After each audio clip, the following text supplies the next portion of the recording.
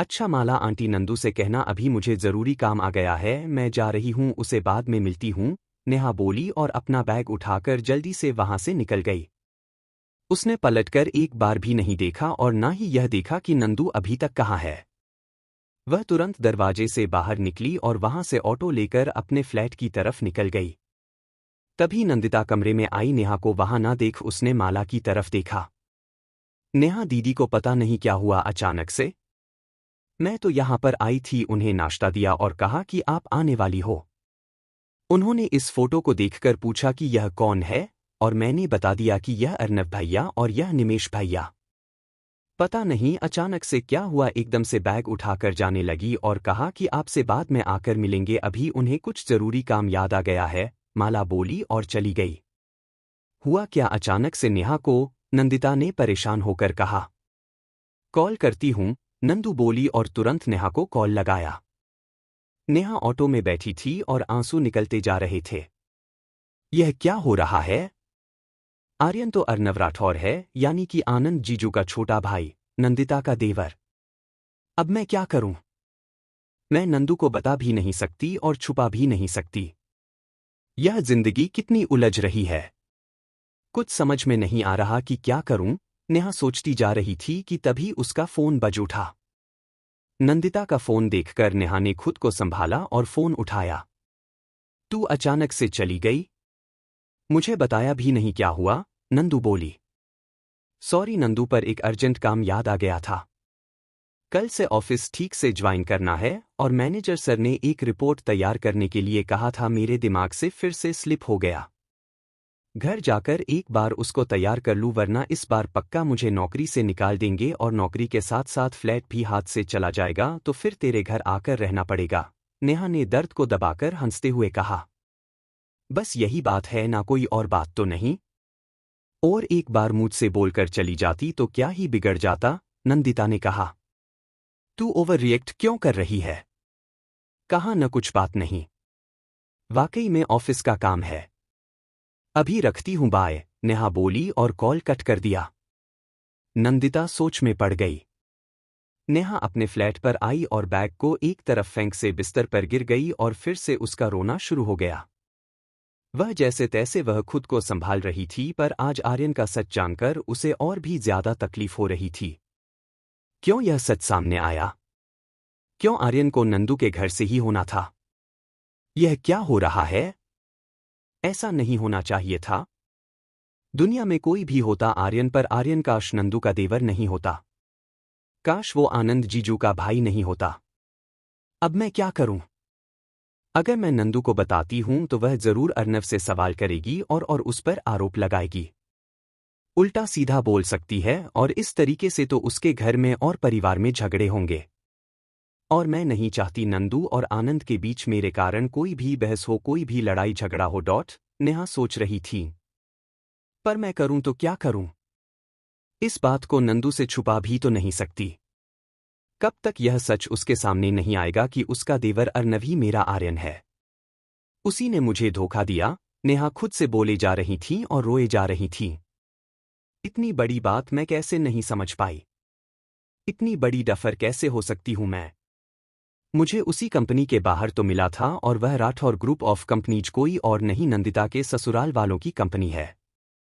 मुझे क्यों नहीं पता था यह बात? अगर मुझे पता होता तो शायद मैं पहले ही समझ जाती कि आर्यन का संबंध नंदू के ससुराल वालों से है और फिर मैं यहां कभी नहीं आती। आज उसके घर जाकर एक सच्चाई पता चली है और उतना ही मुझे तकलीफ हो रही है। इतनी बुरी कशमकश में फंस गई है, क्या करूं? नंदू मुझसे फिर से सवाल करेगी। जरूर वह मुझसे पूछेगी कि मैं अचानक से क्यों चली आई। मैं कब तक चुप के रह पाऊंगी? कभी ना कभी तो मेरा और आनंद जीजू के भाई का सामना होगा ही होगा, और तब क्या होगा? नेहा ना जाने क्या क्या सोचे जा रही थी। थोड़ी देर रोकर जब उसका मन हल्का हुआ तो वह उठकर बाथरूम में चली गई। ठंडे पानी से शावर लिया और अपने दिमाग को रिलैक्स किया। जो भी हो, पर ना ही मैं नंदू की जिंदगी में कोई तूफान आने दूंगी और ना ही अब अपनी जिंदगी में। मैं नंदू को किसी मुश्किल में नहीं डाल सकती हूं, उसने और भाई साहब ने हर पल मेरा साथ दिया है। मैं नंदू को किसी भी ऐसी सिचुएशन में नहीं डाल सकती कि उसके लिए चुनना मुश्किल हो जाए, नेहा बोली और लैपटॉप खोलकर बैठ गई। मुझे इस जॉब की जरूरत है और इस घर की भी डॉट। इसके लिए मुझे काम पर फोकस करना होगा। जो है, जितना है मेरे और आर्यन के बीच वह आज ही खत्म। अब मुझे कोई भी बात नहीं करनी और नंदू से भी कह दूंगी कि मुझे आर्यन के बारे में कुछ पता नहीं करना है और ना ही उससे कोई लेना देना है। मैं मूव ऑन कर गई हूं। भूल गई हूं मैं उसे। और उससे कोई मतलब नहीं रखना, बस कल से अपने काम पर फोकस करूंगी, नेहा बोली और लैपटॉप लेकर अपना काम करने लगी जो एक हफ्ते से पेंडिंग पड़ा हुआ था। आनंद आज भी हॉस्पिटल से देर से आने वाला था, यह सोचकर नंदिता ने पैसे लिए और ड्राइवर के साथ शशांक के घर की तरफ चल दी उसके पैसे वापस करने के लिए। ठीक है, डॉक्टर साहब भी देर में आएंगे, इससे अच्छा है कि आज थोड़ा जाकर उनका शशांक भाई के पैसे दे आती हूं। इतना बड़ा अमाउंट किसी का अपने पास ही रखना ठीक नहीं है और कल फिर जाकर मुझे अपनी रिपोर्ट भी लेनी है। देखती हूँ रिपोर्ट में क्या निकलता है। डॉक्टर साहब वैसे भी बिजी हैं, अगर कुछ तकलीफ नहीं होगी तो फिर उन्हें क्यों परेशान करना। पर अगर कोई बड़ी बात हुई तो फिर उन्हें बता दूंगी, पर पहले शशांक भाई के पैसे दे देती हूं, नंदू ने सोचा और शशांक के घर पहुंची। मिस्टर जयचंद और शशांक भी थोड़ी देर पहले ही घर पहुंचे थे और दोनों हॉल में ही बैठे हुए थे। नंदिता ने डोरबेल बजाई तो शशांक के सर्वेंट ने आकर दरवाजा खोला। जी मैडम कहिए, सर्वेंट बोला। वह मुझे मिस्टर शशांक रायचंद जी से मिलना है, नंदिता ने कहा। आइए मैडम, सर्वेंट नंदिता को लेकर हॉल में आया। अरे नंदिता दीदी आप यहाँ कैसे? शशांक नंदिता को देखकर खुश भी हुआ और आश्चर्यचकित भी। बस यूं ही इस तरफ से निकल रही थी तो सोचा आपसे मिलती चलूं, और फिर वह पैसे भी देने थे ना मुझे, नंदिता ने सामान्य लहजे में कहा। आप भी कैसी बातें करती हैं दीदी। जान गया हूं अब मैं आपको बहुत अच्छे से। शहर के जाने माने सर्जन आनंद राठौर की वाइफ है आप, और बिजनेसमैन सूरज राठौर के घर की बहू। हमारे उनके साथ भी बिजनेस रिलेशन है। 25,000 रुपए कोई मैटर नहीं करता दीदी, आप बेवजह ही परेशान हुए, शशांक बोला। कोई बात नहीं भाई। मैं नहीं जानती थी ना कि आप और पापा जी एक दूसरे को जानते हैं। मेरे लिए तो यह बड़ी रकम थी, और ठीक है आप मेरे लिए भाई के जैसे हो और आप भी मुझे दीदी बोल रहे हो, पर फिर भी उधार तो उधार ही होता है। नंदिता ने बैग से निकालकर पैसे दिए। मिस्टर रामचंद्र ने शशांक की तरफ देखा। ये नंदिता आनंद राठौर है, वह कार्डियक सर्जन मिस्टर आनंद राठौर उनकी वाइफ। अभी एक दिन पहले यह सड़क पर बेहोश हो गई थी तो मैंने इन्हें हॉस्पिटल में एडमिट कराया और वहीं पर मेरा इनसे परिचय हुआ। फिर मैं इन्हें घर पर भी छोड़ने गया तो मुझे पता चला कि यह सूरज राठौर के घर से हैं। उस दिन 25,000 टेस्ट में लगे थे तो यह मुझे वहीं वापस करने आई हैं, शशांक बोला।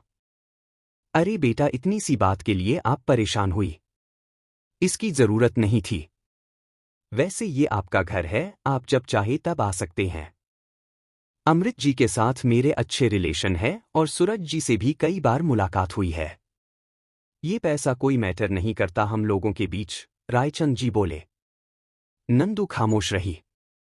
वैसे आप घर पर आई बड़ी खुशी हुई मुझे तो, रायचंद जी बोले। जी अंकल मुझे नहीं पता था कि आप सब लोग एक दूसरे को जानते हो, नंदिता ने कहा। बैठिए आप, रायचंद जी बोले तो नंदू हॉल में बैठ गई। सर्वेंट ने उन लोगों के लिए नाश्ता लगा दिया, तभी ऊपर के कमरे से घर का पुराना सर्वेंट शशांक और नेहा के बचपन की वही फोटो लेकर उतर कर आया। क्या हुआ, यह फोटो क्यों उतार लाए? रायचंद जी ने कहा। सर्वेंट ने वह फोटो वही दूसरे सोफे पर खड़ी करके रख दी। देखिए ना साहब जी, कल शायद कोई खिड़की खुली रह गई थी और तेज हवा चलने के कारण न जाने कैसे इसका कांच टूट गया है, तो इसको दोबारा से फ्रेम करवाना होगा, सर्वेंट ने कहा। तो नंदिता ने भी फोटो की तरफ देखा। फोटो को देखकर उसकी आंखें बड़ी हो गई। वह उसको उठकर फोटो के पास आई और उस पर हाथ लगाया। यह फोटो यहाँ कैसे? यह फोटो तो नेहा के बचपन की है। यह उसके मम्मी पापा और यह उसका जुड़वा भाई, नंदिता ने जैसे ही कहा शशांक और रायचंद जी ने एक दूसरे को देखा और फिर तुरंत शशांक नंदिता की तरफ बढ़ गया। यह फोटो यहाँ कैसे? यह फोटो तो नेहा के बचपन की है। यह उसके मम्मी पापा और यह उसका जुड़वा भाई, नंदिता ने जैसे ही कहा शशांक और रायचंद जी ने एक दूसरे को देखा और फिर तुरंत शशांक नंदिता की तरफ बढ़ गया। क्या बोली आप दीदी? आप जानती हो नेहा को? शशांक ने कहा। बहुत अच्छे से जानती हूं, मेरी दोस्त है, नेहा बोली। पर वो तो जबलपुर से है, शशांक ने कहा। हाँ तो मैं भी जबलपुर से ही हूं, नंदू बोली। मैं गया था जबलपुर उसे ढूंढने तो उसके मामा जी मिले थे, मनोहर मामा और मामी। उन लोगों ने बताया कि नेहा उनका घर छोड़कर दिल्ली आ गई है। तब से मैं उसे रोज ढूंढ रहा हूं पूरी दिल्ली में। मैंने उस दिन भी आपको बताया था ना कि मैं मेरी बहन को ढूंढ रहा हूं। यह मेरी बहन है नेहा अवस्थी, शशांक ने जैसे ही कहा नंदिता ने आश्चर्य से उसकी तरफ देखा। हाँ मैं सच कह रहा हूं दीदी, यह मेरी बहन है, मैं और नेहा जुड़वा है। आपको बताया होगा ना उसने, शशांक ने भावुक होकर कहा। पर उसके भाई को एक औरत चुरा कर ले गई थी, नेहा बोली। मैं वही हूं उसका भाई, शशांक ने कहा और उसकी आंखों हमें आंसू भर आए। हाँ बेटा, वो औरत मेरी पत्नी यानी कि मिसेज रायचंद ही थी जिन्होंने शशांक को चुराया था औलाद के मुंह में फंसकर, रायचंद जी बोले। कब से अपनी बहन को ढूंढ रहा हूं, ऐसा एक फोटो मेरे पास है और एक मेरी बहन नेहा के पास भी होगा। आपको तो पता होगा ना दीदी, शशांक ने नंदिता के हाथ पकड़कर कहा।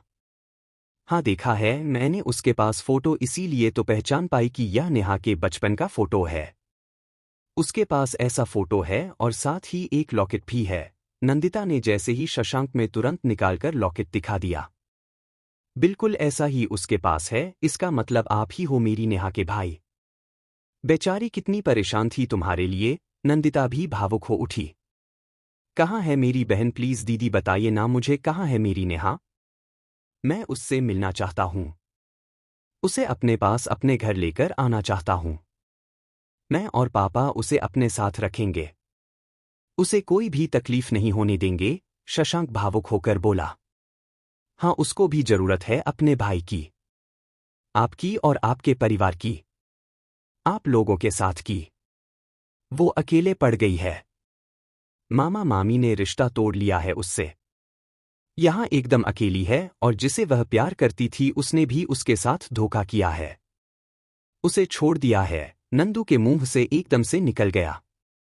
व्हाट? शशांक बोला। उसे छोड़िए आप, बीती बात से क्या लेना देना, नंदिता बोली।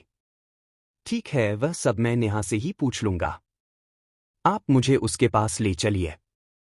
जिस तरीके से आप बता रही हूं वह बेहद परेशान होगी, बहुत दुखी होगी और अब मैं अपनी बहन को एक पल भी दुखी और उदास नहीं रहने दूंगा।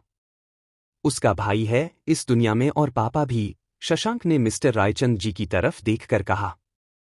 हाँ बेटा नंदिता, नेहा को उसको उसका परिवार मिल गया है तो वह अकेली नहीं है। बस कहाँ पर है वह? हम दोनों को लेकर चलो, रायचंद जी बोले। मैं आप लोगों को लेकर चलती हूँ, नंदिता बोली और शशांक और रायचंद जी के साथ नेहा के फ्लैट की तरफ निकल गई। शशांक पूरे रास्ते नेहा के बारे में पूछता जा रहा था और नंदिता उसके सवालों का जवाब दे रही थी। उधर नेहा के फ्लैट पर बार बार कोशिश करने पर और बहुत फोकस करने के बाद भी नेहा काम नहीं कर पा रही थी। बार बार उसके दिमाग में अर्नव का धोखा और नेहा का परिवार आ रहा था।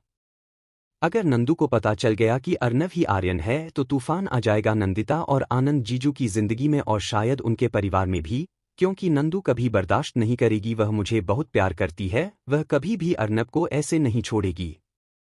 उससे सवाल जवाब करेगी, उस पर गुस्सा करेगी और फिर नंदू और आनंद जीजू के बीच में लड़ाई झगड़ा होगा, क्योंकि जीजू तो अपने भाई का ही साथ देंगे ना। मुझे कितना जानते हैं वो? मुझे तो जानते ही नहीं है ठीक से। उन्हें तो मैं गलत और उनका भाई सही लगेगा। उन दोनों के बीच में झगड़ा होगा मेरे कारण, पर मैं ऐसा नहीं होने दूंगी। मैं नंदू को कभी नहीं बताऊंगी कि अर्नव ही आर्यन है। बिल्कुल भी नहीं बताऊंगी, नेहा खुद से बोली। सच कब तक छिपेगा? कभी ना कभी तो यह सब सामने आ ही जाएगा और इसके सामने आते ही नंदू की गृहस्थी बिखर जाएगी और मैं ऐसा नहीं होने दूंगी। नंदू ने हमेशा मेरा साथ दिया, हर कदम पर मेरे साथ खड़ी रही है। उसने और भाई साहब ने कभी मुझे अलग नहीं समझा। हमेशा मुझे घर का सदस्य माना है और मैं नंदिता के साथ ऐसा नहीं कर सकती। वह मेरी बहन के जैसी है और मेरे कारण मेरी बहन के रिश्ते खराब हो ऐसा मैं नहीं होने दूंगी, नेहा खुद से बोली। वैसे भी मेरी जिंदगी में तो कुछ बचा ही नहीं है। मामा मामी ने रिश्ता तोड़ दिया, मम्मी पापा पहले ही चले गए थे। भाई न जाने कहाँ खो गया है और आर्यन ने भी मुझे धोखा दे दिया। उसने भी मेरे साथ गलत किया, मेरे कारण नंदू की जिंदगी क्यों बर्बाद हो। मेरी जिंदगी तो पहले से ही बर्बाद है, नेहा ने खुद से ही कहा और न जाने क्या सोचकर हाथ में ब्लेड लेकर फर्श पर बैठ गई और कुछ सोचते हुए अगले ही पल उसने ब्लेड अपनी कलाई पर चला दी। खून धीरे धीरे करके वहां से बहने लगा और नेहा ने आंखें बंद करके बेड से अपना सिर टिका लिया। कुछ देर में ही नंदिता, शशांक और रायचंद जी नेहा के फ्लैट पर पहुंच चुके थे। यह फ्लैट तो हमारी कंपनी के ही हैं, शशांक ने मिस्टर रायचंद जी की तरफ देखकर कहा। उन दोनों को अब थोड़ा थोड़ा अंदाजा होने लगा था कि शायद ऑफिस में काम करने वाली नेहा ही तो कहीं उसकी बहन नहीं है। वो लोग जल्दी से नेहा के फ्लैट पर आए और नंदिता ने डोर बेल बजाई पर नेहा ने दरवाज़ा नहीं खोला। नंदिता ने 2-3 बार डोर बेल बजाई पर नेहा ने दरवाज़ा नहीं खोला तो नंदिता परेशान हो गई। क्या वह बहुत ज्यादा परेशान है? शशांक ने कहा तो नंदिता ने भरी आंखों से उसकी तरफ देखा। बहुत ज्यादा, नंदिता धीरे से बोली। अगले ही पल शशांक ने पीछे हटकर एक जोरदार लात दरवाजे पर मारी और दरवाजा एक झटके से खुल गया। तीनों अंदर आए और जैसे ही नजर नेहा और उसके आसपास बिखरे खून पर गई, नंदू की चीख निकल गई और उसे चक्कर आ गया। वो सिर पकड़कर एकदम से बैठ गई तो वही शशांक ने दौड़कर नेहा की तरफ देखा जो कि अब बेहोश हो गई थी। पापा, ये तो हमारे ऑफिस पर में काम करती है, मैं पहचान ही नहीं पाया। नेहा देखो, आंखें खोलो, तुम्हारा भाई आ गया है। माफ कर दे अपने भाई को प्लीज, आंखें खोल न नेहा। शशांक के आंसू निकलने लगे। थोड़ी सी देरी हो गई मुझसे, तू थोड़ा तो रुक जाती, शशांक बोलता जा रहा था और जल्दी जल्दी से नेहा को लेकर गाड़ी की तरफ दौड़ दिया और उसके साथ साथ नंदू और मिस्टर रायचंद भी चल दिए। उन लोगों में ले जाकर नेहा को हॉस्पिटल में एडमिट करा दिया और उसका इलाज शुरू हो गया। शशांक अपनी हथेलियों को मलते हुए घूम रहा था। पापा, वो ठीक तो हो जाएगी ना? अगर उसे कुछ हो गया तो मैं जी नहीं पाऊंगा। कैसे नहीं पहचान पाया? वो मेरी नजरों के सामने थी। शशांक बेहद दुखी था। तभी डॉक्टर बाहर आई। डॉक्टर, मेरी बहन, उसे कोई खतरा तो नहीं? शशांक ने हड़बड़ाकर पूछा। डोंट वरी मिस्टर रायचंद, चोट तो गहरी है पर आप लोग समय पर ले आए इसलिए जान को खतरा नहीं है। हालांकि खून बह जाने के कारण अभी बेहोश है और होश शायद कल तक आएगा और बाकी जान को कोई खतरा नहीं है, डॉक्टर बोली। थैंक गॉड, शशांक ने आंसुओं को कोट की बाजू से पोंछकर कहा। बस मैं इतना ही जानना चाहती हूं कि आपकी बहन को क्या मानसिक तनाव था कि उन्होंने खुदकुशी करने की कोशिश की? क्योंकि यह एक पुलिस केस है और पुलिस भी बस अभी आती ही होगी। उन्हें भी बयान देना होगा, डॉक्टर बोली। वो सब मैं संभाल लूंगा, बाकी मुझे नहीं पता उसे क्या मानसिक तनाव था। मैं सालों बाद उससे मिला हूं। मैं बस इतना जानता हूं कि आपको कैसे भी करके उसे ठीक करना है, जल्दी से जल्दी ठीक करना है। मैं अपनी बहन को किसी भी कीमत पर नहीं खो सकता, समझ रही है ना आप डॉक्टर? शशांक ने कहा। मैंने आपसे कहा ना, आप बिल्कुल भी मत घबराइए, वह पूरी तरीके से ठीक है। बस शायद स्ट्रेस में ज्यादा है और दूसरा खून भी ज्यादा बह गया था, इस कारण बेहोश है और कल तक होश आ जाएगा, फिर आप उनसे बात भी कर सकते हैं और शायद आपको बता भी दे इतना बड़ा कदम क्यों उठाया, बाकी आप देख लीजिएगा, क्योंकि हमारा काम पुलिस को इन्फॉर्म करना था तो हमने इन्फॉर्म कर दिया है, डॉक्टर बोली और चली गई। शशांक ने भरी आंखों से रायचंद की तरफ देखा तो रायचंद जी ने आगे बढ़कर उसे अपने गले से लगा लिया और उसी के साथ शशांक के सब्र का बांध टूट गया और वह एकदम से रोने लगा। मैंने देर कर दी न पापा, मैंने उसे ढूंढने में देर कर दी। वह कितनी परेशान थी, सोचकर ही बुरा लग रहा है कि वो इतनी परेशान थी कि उसने इतना बड़ा कदम उठा लिया और वो मेरी आंखों के सामने थी, हमारे ऑफिस में थी और हम उसे पहचान नहीं पाए। कितनी तकलीफ होगी उसके अंदर जो उसने इतना बड़ा कदम उठाया। कितनी ज्यादा मानसिक रूप से परेशान हो रही थी और आज भी उसे नौकरी से निकालने की धमकी दी, इसीलिए उसने ऐसा सब किया, शशांक बोले जा रहा था। जो हो गया उसे हम नहीं बदल सकते और भगवान की कृपा से वह ठीक है। नंदिता हमें सही समय पर उसके पास ले गई तो उसकी जान बच गई और अब हम उसकी सारी टेंशन सारी चिंताएं खत्म कर देंगे। बहुत प्यार से रखेंगे उसे। जो भी उसकी जिंदगी में कमियां थी वह सारी खत्म हो जाएंगी और देखना धीरे धीरे हर तकलीफ से उबर जाएगी वह। तुम बिल्कुल भी चिंता मत करो और डॉक्टर ने कहा है ना वह खतरे से बाहर है तो बस भगवान से प्रार्थना करो कि वह जल्दी से जल्दी ठीक जाए और तुम्हारा सच जान ले तो उसे उसके दिल को भी तसल्ली हो जाएगी, रायचंद जी ने समझाया। रायचंद जी भी नेहा के इस कदम के कारण बेहद शॉक्ड थे तो वही नंदू भी सदमे थी और वह भी वही बेंच पर सिर पकड़े बैठी थी। नंदिता बेटा तुम घर चली जाओ, वैसे भी बहुत समय हो गया है, तुम्हें आए हुए घर में सब इंतजार कर रहे होंगे। यहाँ की चिंता मत करो, मैं और शशांक है। कोई बात होगी तो हम तो फोन करके बता देंगे, मिस्टर रायचंद ने कहा तो नंदिता ने अपने ड्राइवर को बुलाया और उसके साथ घर निकल गई। वैसे भी अब शाम होने वाली थी और उसको घर से निकले हुए काफी समय हो गया था। नेहा वैसे भी होश में नहीं थी कि नंदू उससे कुछ बात कर पाती, इसलिए वह चुपचाप चली गई। नंदिता घर आई और थके कदमों से हॉल में आई। हॉल में उस समय संध्या, रूपाली, सिमन, मिताली सब लोग बैठे हुए थे। सूरज और अमृत भी ऑफिस से आ चुके थे। अर्नव और निमेश भी आ चुके थे और वह लोग भी हॉल में बैठे थे। बस अभी आनंद नहीं आया था। नंदिता को यूं दुखी परेशान और कुछ खोया खोया देख संध्या उसके पास आई और उसके कंधे पर हाथ रखा। नंदिता ने भरी आंखों से संध्या की तरफ देखा। क्या हुआ बेटा, कहाँ गई थी? तुम तो कह रही थी किसी दोस्त से मिलने जाना है, और क्या हुआ, इतनी थकी हुई क्या हो? कोई बात हुई क्या? संध्या ने जैसे ही कहा नंदिता एकदम से उनके गले लग गई और जोर से रोने लगी। क्या हुआ नंदिता बेटा, बताओ मुझे। क्या बात है? संध्या ने उसे संभाला। बाकी सब लोग भी बेहद परेशान हो गए थे नंदिता को इस तरीके से देखकर। संध्या उसे पकड़कर लाई और सोफे पर बैठा दिया। माला ने तुरंत पानी दिया तो संध्या ने नंदिता को पानी पिलाया। बताओ मुझे। सूरज भी नंदिता के पास आकर बैठ गए और उन्होंने उसके हाथ को अपने हाथों के बीच लेकर कहा। नंदिता ने सूरज की तरफ देखा और वापस से रोने लगी। प्लीज नंदिता बेटा बताओ। मैं भी तुम्हारा पापा हूं। दिवाकर जी की तरह मुझे भी अपना ही समझो। बताओ मुझे क्या बात है। दिवाकर जी और मधु जी को कोई परेशानी हुई क्या? या कोई और बात है, क्यों इतना दुखी हो रही हो? सूरज ने नंदिता को समझाते हुए कहा। नंदिता बेटा बोलो, क्या हुआ है? घबराओ मत, हम सब है ना तुम्हारे साथ, जो भी परेशानी होगी हम सब दूर करेंगे। बताओ मुझे क्या बात है? संध्या बोली। मम्मी आप दोपहर को मैं अपनी दोस्त को लेकर आई थी ना नेहा। जैसे ही नंदिता ने कहा निमेश और अर्नव दोनों का ध्यान नंदिता बात पर चला गया। हाँ आई थी ना। बड़ी प्यारी बच्ची है, कुछ परेशान सी थी वह, लेकिन अच्छी लगी मुझे। बताओ क्या हुआ, ठीक है ना वो? संध्या ने कहा। मम्मी वो यहां से चली गई थी तो मुझे लगा कि वह ठीक है, पर वह ठीक नहीं थी। बहुत परेशान थी, बहुत स्ट्रेस में थी। नंदिता ने अपने आंसू पोंछते हुए कहा। हाँ तो तुम समझाती उसे। उसके पास चली जाओ, तुम्हारा मन करे तब। या उसे यहां ले आओ।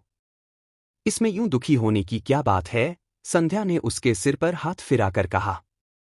मम्मी नेहा ने आज सुसाइड करने की कोशिश की। नंदिता जैसे ही बोली सबके चेहरे के रंग उड़ गए। ऐसे कैसे अचानक? कोई बात हुई है क्या? सूरज ने पूछा। जी पापा, आप तो मिले हो उससे। वहां मेरे घर के पास ही रहती है। उस दिन स्टेशन पर आपसे मुलाकात हुई थी। वह अपने मामा मामी के साथ रहती थी। बचपन में उसके मम्मी पापा की डेथ हो गई थी और उसका एक जुड़वा भाई था, वह खो गया था। वह एकदम अकेली थी और इसलिए मामा मामी उसे अपने घर ले आए। पर मामी को उसका वहां रहना पसंद नहीं था तो अभी मामी ने उसे घर से निकाल दिया, नंदू बोली। अब ध्यान से सुन रहे थे। अर्नव के चेहरे पर अलग से भाव थे। वह यहां दिल्ली में जॉब करती थी इसलिए वह यहां आकर रहने लगी, नंदिता ने कहा। तो फिर क्या दिक्कत है? ठीक है, उसके मामा मामी ने निकाल दिया, पर दिवाकर जी और मधु जी तो उसे बहुत प्यार करते हैं, और फिर हम सब भी तो है ना? संध्या बोली। हम सब हैं, पर कुछ दिनों से उसकी दोस्ती किसी लड़की के साथ में हो गई थी और उस लड़के ने भी उसे धोखा दे दिया, तो शायद इसी कारण से वह बहुत ज्यादा डिप्रेशन में चली गई। एक तो मामी ने उसे छोड़ दिया और उस पर उस लड़के ने भी उसके साथ रिश्ता तोड़ लिया, तो वह बहुत ज्यादा परेशान थी और मुझे लगता है इसीलिए उसने ऐसा कदम उठाया, नंदिता ने रोते हुए कहा। यह तो बहुत गलत हुआ उसके साथ। बेचारी अकेली लड़की, वैसे ही घर परिवार नहीं है उस पर, एक धोखेबाज लड़के ने भी उसे धोखा दिया। मुझे तो इतनी नफरत होती है ना ऐसे लोगों से कि मेरे सामने आ जाए तो जान ले लूं, सूरज गुस्से से बोले। अर्नव पूरी तरीके से समझ गया था कि यह किस नेहा की बात हो रही है, क्योंकि नेहा ने उसे बताया था कि उसके मामा मामी ने उससे रिश्ता तोड़ लिया है और अभी उसका ही नेहा नाम की लड़की से ब्रेकअप हुआ था। पर अर्नव कुछ बोल नहीं सकता था, वह चुपचाप उठकर वहां से ऊपर जाने लगा। उसकी एक एक हरकत और उसके चेहरे पर आए भाव पर निमिष की नज़र थी और निमिष को समझते देर नहीं लगी कि नंदिता जिसकी बात कर रही है वो नेहा और अर्नव के बारे में ही बात कर रही है। इसको अभी यह बात समझ में नहीं आ रही थी कि जब नंदिता सब कुछ जानती है तो वह यह बात क्यों नहीं जानती कि जिस लड़के के साथ नेहा रिलेशनशिप में थी वो कोई और नहीं बल्कि अर्नव है। नेहा अभी कहाँ पर है? अमृत ने कहा। चाचा जी, उसे हॉस्पिटल में एडमिट करा दिया है, नंदिता बोली। हाँ तो चलो हम लोग चलते हैं तुम्हारे साथ। ऐसा बिल्कुल मत सोचो कि नेहा अकेली है। यह परिवार भी उसका अपना ही है, हम रखेंगे ना उसका ख्याल, अमृत ने कहा। नहीं चाचा जी, उसकी जरूरत नहीं है। उसे उसका भाई मिल गया है और अब वह उसे संभाल लेगा, पर उसको उसका भाई मिलने में बहुत देर हो गई और इतनी देर में मेरी सहेली टूटकर बिखर गई। बहुत बर्दाश्त किया उसने, पर बर्दाश्त करने की भी एक हद होती है ना। कोई इंसान कब तक दर्द बर्दाश्त करे, नंदू बोली। सीढ़ी पर खड़ा अर्नव भी सुन रहा था। पहले उसके मम्मी पापा चल बसे, भाई खो गया और फिर मामा मामी ने धोखा दिया और अब उस लड़के ने धोखा दिया। नहीं बर्दाश्त कर सकी क्योंकि वह उसके लिए सीरियस थी, उससे शादी करना चाहती थी, पर उस लड़के ने उसका विश्वास तोड़ दिया। नंदू बोली। उसका भाई कहाँ से मिल गया? तुम तो कह रही थी उसके माँ बाप नहीं है और भाई खो गया है, शोभना ने पूछा। उसका एक जुड़वा भाई था जिसे बचपन में कोई चुरा ले गया था, वह भाई भी नेहा को ढूंढ रहा था और यहाँ हम लोग जानते थे कि नेहा का कोई भाई है, पर हमें नहीं पता था कि वह इसी शहर में होगा। वह आपके बिजनेस पार्टनर है ना, मिस्टर रायचंद?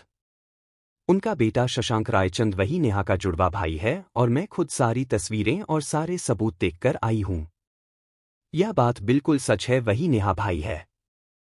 आज यह सारी बातें पता चली और मिस्टर रायचंद और शशांक दोनों नेहा की देखभाल कर रहे हैं। दोनों हॉस्पिटल में ही हैं, नंदिता ने कहा। अरे यह तो बहुत अच्छा हुआ, मिस्टर रायचंद से तो हमारे बहुत अच्छे रिलेशन है। इनफैक्ट उनके साथ जो भी डील होती है वह अर्नव ही संभाल रहा है। उसका तो शशांक से अक्सर ही मिलना होता रहता, सूरज बोले। अर्नव अब भी खामोश रहा। इतनी निगेटिव बातों के बीच में एक चीज अच्छी हुई कि नेहा को उसका भाई मिल गया और साथ ही एक परिवार भी, सूरज जी बोले। जी इसी बात की मुझे भी तसल्ली है, बाकी नेहा कैसी है? संध्या बोली। अभी खतरे से बाहर है, डॉक्टर ने कहा है कि उसे कल तक होश आ जाएगा, नंदिता ने कहा। ठीक है फिर चिंता मत करो, भगवान एक हाथ से छीनता है तो दूसरे हाथ से दुगना दे देता है। उसके मामा मामी ने उसका साथ छोड़ा और उस लड़के ने धोखा दिया, तो उसकी तकलीफ और दर्द कम करने के लिए उसके भाई और मिस्टर रायचंद से मिला दिया। देखना अब इस खुशी के आगे हर तकलीफ कम पड़ जाएगी। अब देखना वह जल्दी ही अपनी हर तकलीफ भुला बढ़ जाएगी और एक बहुत ही अच्छी जिंदगी जिएगी। नेहा उस लड़के से बेटर डिजर्व लड़की करती है। वह लड़का तो उसके लायक ही नहीं होगा। ऐसे धोखेबाज से उम्मीद ही क्या करना, अमृत बोले। सीढ़ियों के ऊपर रेलिंग पकड़कर खड़ा अर्नव हर बात सुन रहा था। उसकी पकड़ रेलिंग पर सख्त हो गई और आंखों में अजीब से भाव आए, वह तुरंत अपने कमरे के अंदर चला गया। निमेष को अब शक की कोई गुंजाइश नहीं रही थी कि नंदिता की सहेली नेहा ही वह है जो अपने अर्नव ने धोखा दिया, और यह भी समझ गया था और उसके अलावा बाकी घर में और किसी को इस बारे में कुछ भी पता। सूरज और बाकी लोगों ने नंदू को समझाकर उसके कमरे में भेज दिया ताकि आराम कर सके। नंदू ने बेड के सिरहाने से सिर टिका लिया, पर मन बहुत बेचैन था। नेहा इतनी कमजोर पड़ जाएगी यह उसने नहीं सोचा था। यह क्या किया तूने नेहा? तू इतनी कमजोर कैसे हो गई और अगर तुझसे बर्दाश्त नहीं हो रहा था तो मुझसे कहती ना? क्यों नहीं बताया तुमने और फिर अचानक से क्या हुआ? नंदू सोच रही थी। जब यहां आई थी तब तो नॉर्मल बिहेव कर रही थी। सब कुछ भूलकर मूव ऑन करने की बात कर रही थी। फिर अचानक से क्या हुआ और फिर यहां से एकदम से चली क्यों गई? यहां पर आकर कुछ बात हुई क्या? पर बात हुई होगी नंदिता सोच रही थी कि तभी माला उसके लिए चाय लेकर आई। नंदिता बहू चाय पी लो। आजा बहुत ही परेशान हो थोड़ा आराम मिल जाओगे, माला ने नंदू को चाय देते देते हुए कहा। आंटी बैठिए न, नंदू ने कहा तो माला उसके पास बैठ गई। क्या हुआ नंदिता बहू? माला बोली। माला आंटी नेहा ने आपसे कोई सवाल किया था? आपको कुछ ऐसा लगा कि यहां उसको कुछ अजीब लगा हो? कुछ भी अजीब सी कुछ बात? नंदिता ने कहा। हाँ लगा तो था अजीब, माला बोली तो नंदू ने उसकी तरफ देखा। जब मैं आई थी तब नेहा दीदी भरी आंखों से इस फोटो को देख रही थी और उन्होंने मेरे आते ही इस फोटो की तरफ उंगली की और पूछा कि यह कौन है। तो हमने बताया कि यह तो आपके जीजू है राठौर आनंद और यह निमेश राठौर और यह अर्नव राठौर उनके भाई। इतना सुनते ही उन्होंने जल्दी से नजर हटा ली और अपना बैग लेकर एकदम से निकल गई। ऐसा लगा जैसे इस फोटो में किसी को पहचानती हो या इस फोटो को देखकर उन्हें किसी की याद आ गई हो। कुछ तो था और शायद इस फोटो के कारण ही था, माला ने कहा। नंदू सोच में डूब गई। अब हम जाते हैं बहूजी डॉट।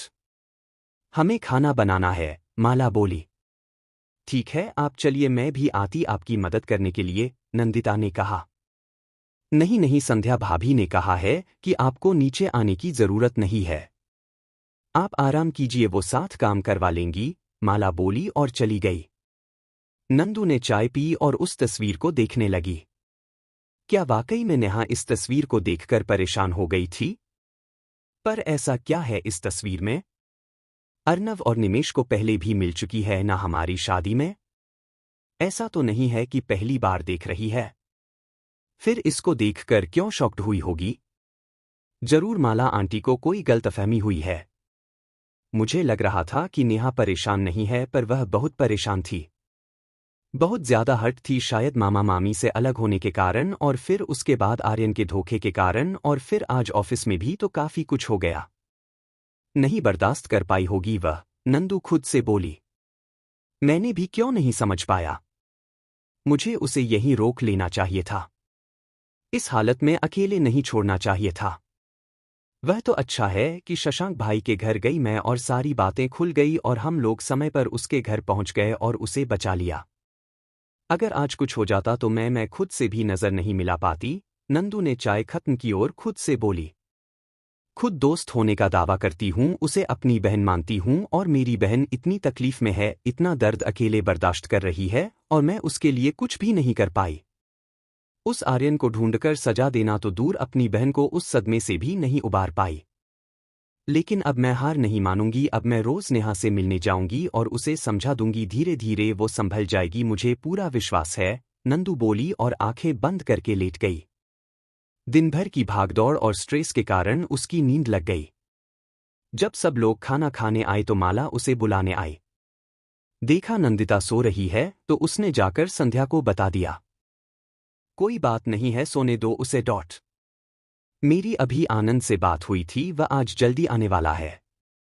दोनों साथ में ही खाना खा लेंगे वैसे भी बहुत ज्यादा थक गई है और स्ट्रेस भी ले लिया है उसने।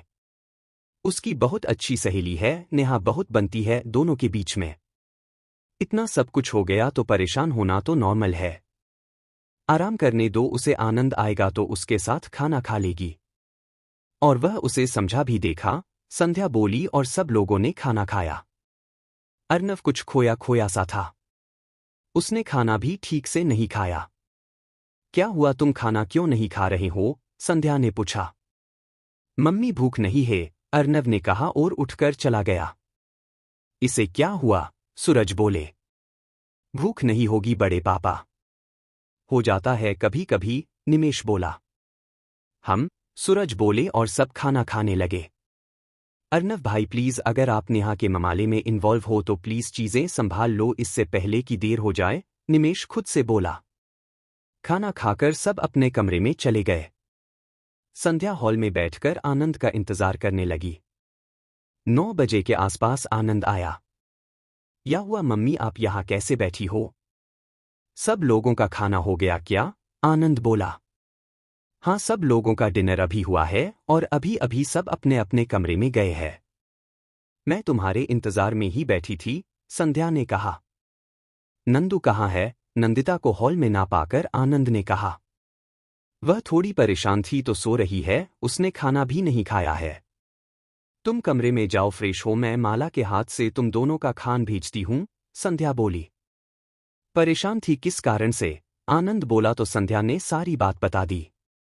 ओह गौर, यह तो बड़ी प्रॉब्लम वाली बात हो गई।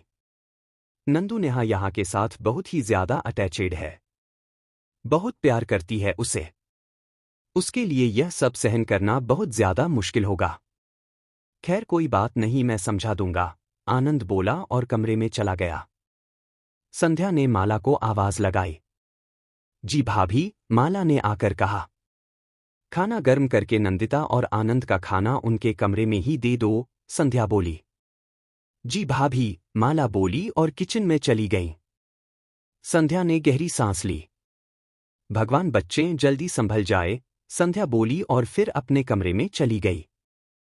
रही बात झूठ की, तो मैंने तो उससे जानकर झूठ नहीं बोला था। उस दिन बस यूं ही कह दिया था क्योंकि मैं देखना चाहता था यह भी और लड़कियों की तरह मेरे पैसे के पीछे भाग रही है या वाकई में अच्छी दोस्त बनना चाहती है। और यहां पर नेहा ने खुद को सही साबित किया। वह सच्ची दोस्त निकली। उसे इस बात से कोई फर्क नहीं पड़ रहा था कि मैं अर्नव राठौर नहीं बल्कि एक मामूली सा कर्मचारी हूं, आर्यन। अगर वो मुझसे प्यार करती हैं तो इसमें मेरी कहां से गलती है? मैं उसे प्यार नहीं करता तो मैं कैसे उसके साथ आगे बढ़ जाऊं? कैसे रिश्ता बना लूं? आज मुझे बुरा लग रहा है नेहा के लिए, पर समझ नहीं पा रहा हूं क्या सही है क्या गलत है। आज नहीं तो कल घर में बाकी लोगों को भी पता चल जाएगा। सब मुझे ही गलत कहेंगे, पर मैं करूं भी तो क्या करूं? अर्नव ने करवट ली। मैं चाहकर भी किसी को सच नहीं बता सकता। अगर मैंने सबको सच बताया तो सब मुझे ही गलत सोचेंगे। सब कहेंगे कि मैंने नेहा के साथ गलत किया, मैंने धोखा किया, और मेरे अब तक के कारनामे भी फिर सामने आ जाएंगे। मैं समझ रहा हूं कि मुझे ऐसा नहीं करना चाहिए था। अब मैं कैसे समझाऊं कि मैं ऐसा नहीं करना चाहता था? बस सब कुछ होता चला गया और मैं नेहा आपको प्यार नहीं करता, अर्नव खुद से बोला। मैं चाहकर भी किसी को सच नहीं बता सकता। अगर मैंने सबको सच बताया तो सब मुझे ही गलत सोचेंगे।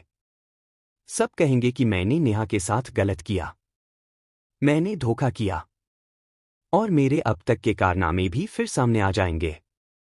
मैं समझ रहा हूं कि मुझे ऐसा नहीं करना चाहिए था। अब मैं कैसे समझाऊं कि मैं ऐसा नहीं करना चाहता था? बस सब कुछ होता चला गया और मैं नेहा आपको प्यार नहीं करता, अर्नव खुद से बोला। ठीक है, जब तक छिप सकता है तब तक मैं छुपा लूंगा। मैं नहीं बताऊंगा किसी को, आगे जो होगा देखा जाएगा। शायद हो सकता है कभी भी यह सच किसी के सामने ना आए, और अब मैं कोशिश करूंगा कि कभी नेहा के सामने न आऊं। वैसे भी वह तो मुझे पहचानती नहीं है और ना ही वह जानती है कि मैं इस घर का बेटा हूं, अर्नव सोच रहा था, पर उसके दिल को सुकून नहीं मिल रहा था। वह कुछ भी नहीं समझ पा रहा था कि यह बेचैनी क्यों है उसे। जब से नेहा के साथ उसने रिश्ता तोड़ा है, सुकून से वो भी नहीं रह पाया है। उसका दिल इस बात को मानने को तैयार नहीं था कि उसे नेहा से प्यार है, पर एक बेचैनी और एक तड़प उसके दिल में बैठी हुई थी। न जाने क्यों उसे समझ नहीं आ रहा था या समझने की कोशिश नहीं कर रहा था वह। कभी कभी वक्त और हालात हमें इस तरीके से मजबूर कर देते हैं कि हम सही और गलत समझ नहीं पाते, और उस सब का नतीजा क्या होगा यह भी हम नहीं सोच पाते। अपनी कसमकस के बीच उलझा अर्नव सही और गलत का निर्णय नहीं कर पा रहा था, और ना ही वह समझ पा रहा था कि वह नेहा से प्यार करता है या नहीं करता है। और ना ही उसके दिमाग में यह आ रहा था कि जिस दिन यह सच और आनंद और नंदू के सामने खुलेगा और घर के बाकी परिवार के सामने, उस दिन क्या होगा। ठीक उसी तरह नंदू भी अपनी तबीयत के बारे में आनंद को ये सोचकर नहीं बता रही थी कि आनंद अभी बिजी है और उसके कारण डिस्टर्ब हो जाएगा, पर सच्चाई तो कभी न कभी सामने आनी ही है और वो किस रूप में आएगा ये अर्नव और नंदिता दोनों ही नहीं सोच रहे थे। अगले दिन नंदिता की नींद थोड़ा देर से खुली। आनंद ने भी उसे नहीं उठाया क्योंकि वह जानता था कि नंदिता नेहा के कारण बेहद परेशान है। जब नंदिता की नींद खुली तो देखा आनंद हॉस्पिटल जाने के लिए रेडी हो चुका है। अरे 8 बज गए, आपने मुझे उठाया ही नहीं डॉक्टर साहब। कितनी देर तक सोती रही मैं आज, नंदिता ने उठकर अंगड़ाई लेते हुए कहा। आनंद उसके पास आया और उसके गाल से हाथ लगाया। तुम बहुत ज्यादा स्ट्रेस में थी, थकी हुई लग रही थी, इसलिए नहीं उठाया और मुझे पता है कि अभी फिर से हॉस्पिटल जाओगी नेहा से मिलने, आनंद ने कहा। आप भी मेरे साथ चलने वाले थे ना डॉक्टर साहब, नंदू ने आनंद की तरफ देखा।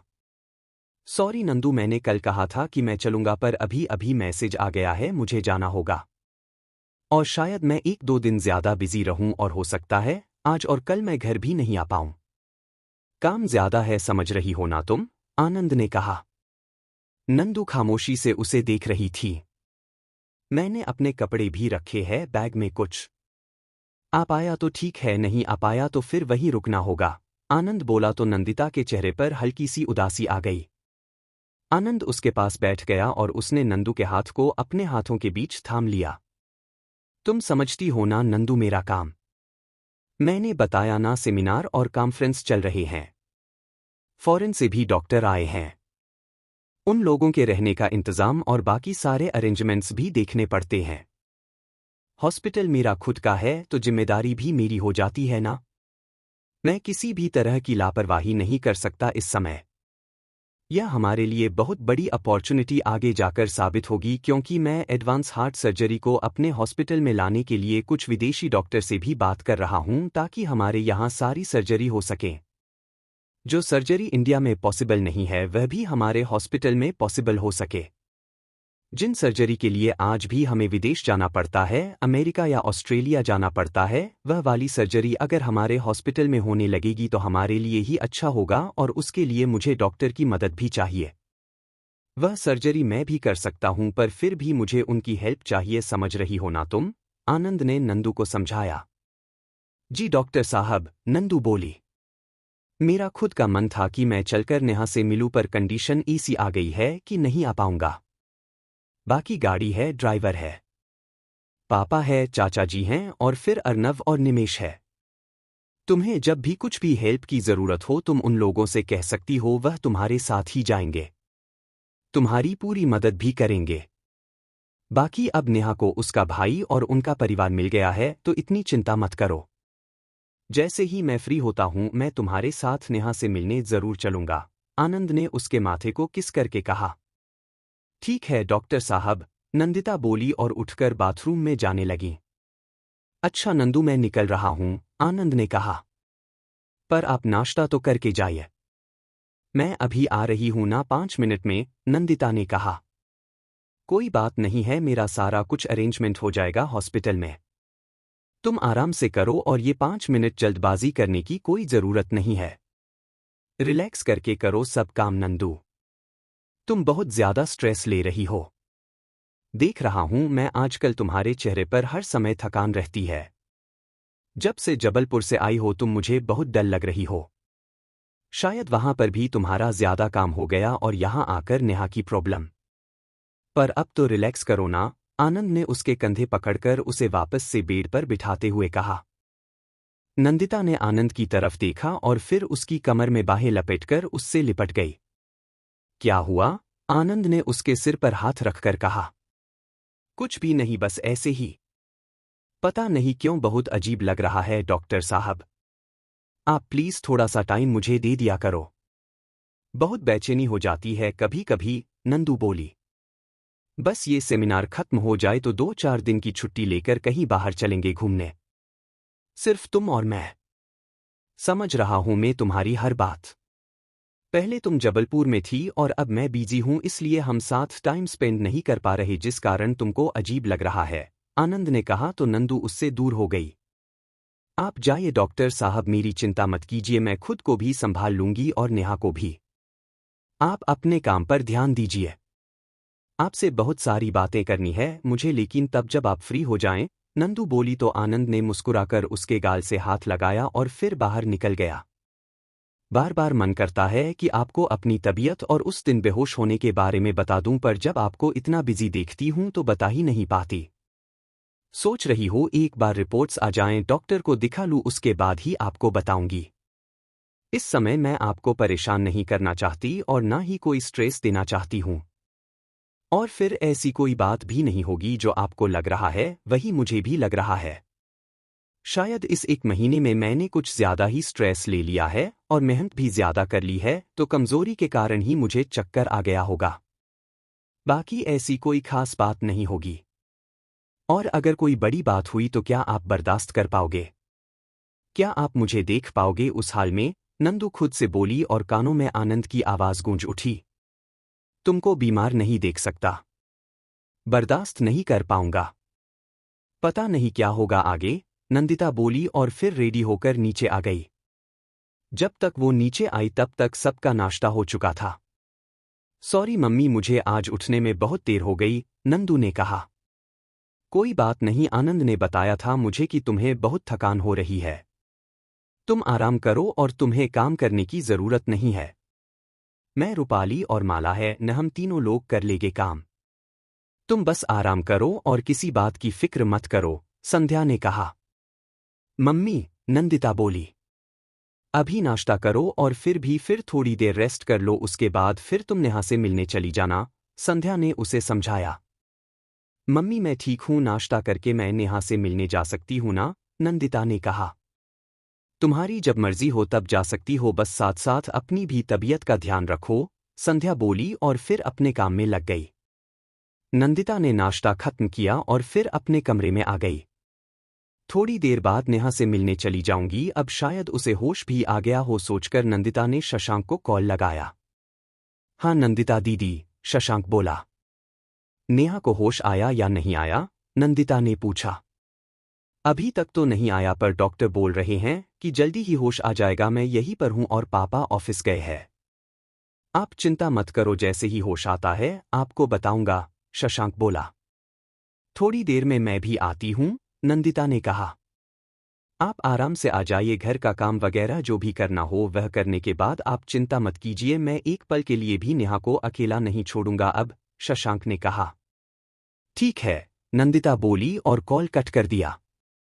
एक काम करती हूं, पहले हॉस्पिटल जाकर अपनी रिपोर्ट ले देती हूं, उसके बाद फिर नेहा से मिलने चली जाऊंगी, नंदिता ने सोचा और फिर ड्राइवर के उस हॉस्पिटल के लिए निकल गई जहां पर उसके टेस्ट हुए थे। कुल मिलाकर कहना चाहिए कि तेरा परिवार पूरा हो गया। जितनी तकलीफ होनी थी वह सब होली, अब कोई भी तकलीफ नहीं होगी तुझे, नंदिता ने कहा तो नेहा ने आंखें उठाकर शशांक की तरफ देखा जो कि भरी आंखों से उसे ही देख रहा था। आप सच कह रहे हो, आप मेरे भाई हो, नेहा ने कहा तो शशांक ने भरी आंखों के साथ गर्दन हिला दी।